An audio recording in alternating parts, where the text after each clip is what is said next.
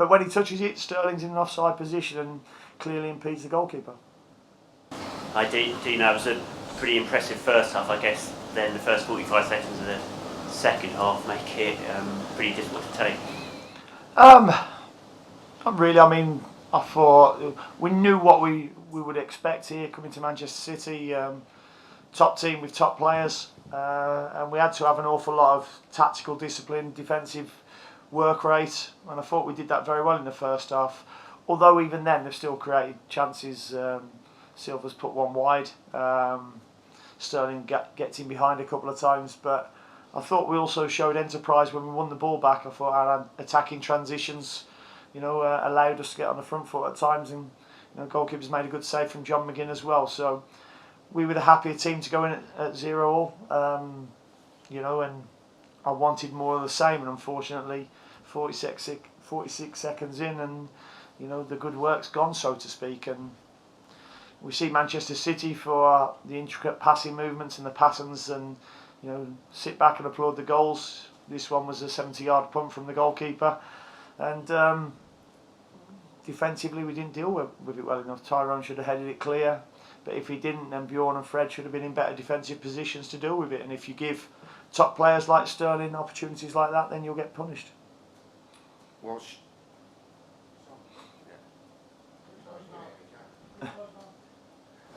was your view on the VAR? I mean, it took a hell of a long time to reach your decision.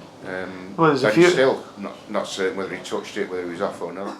Well, there's a few of them today, wasn't there? I mean, there was 4 in the first half, I think, 2 handballs for them, 2 for us. But I never expected any of them to be given. Subjective decisions in the penalty box seem to leave it to the on-field referee. But the second goal, I was disappointed with how we defended the short corner, to be honest. But then I get back in the dressing room after and see it. David Silva scores the goal. I think has it been given to De Bruyne or David Silva? De Bruyne. Yeah, there's probably a get out of jail for the officials then, because Silva certainly touches it and goes away celebrating that he's touched it, which is a bit of a giveaway who's touched it and scored. But when he touches it, Sterling's in an offside position and clearly impedes the goalkeeper.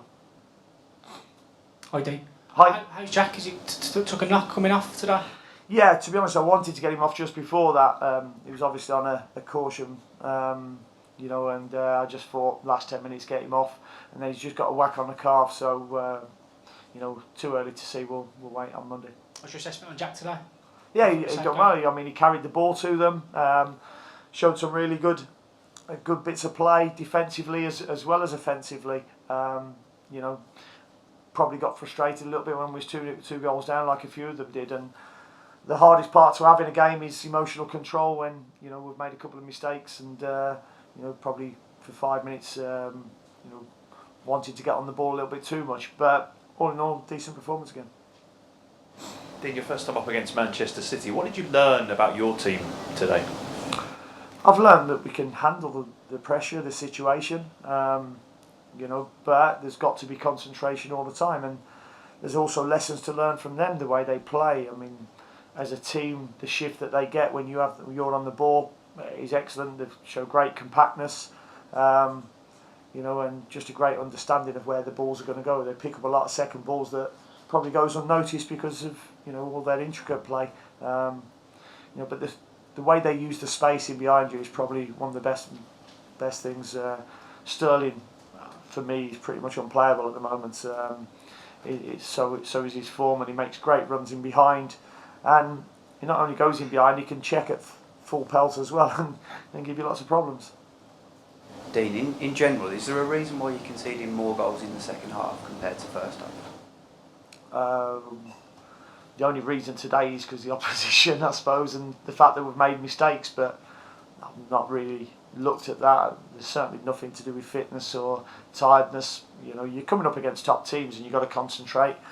And I think history will tell you that most goals are scored in any league in the last 10 minutes of games.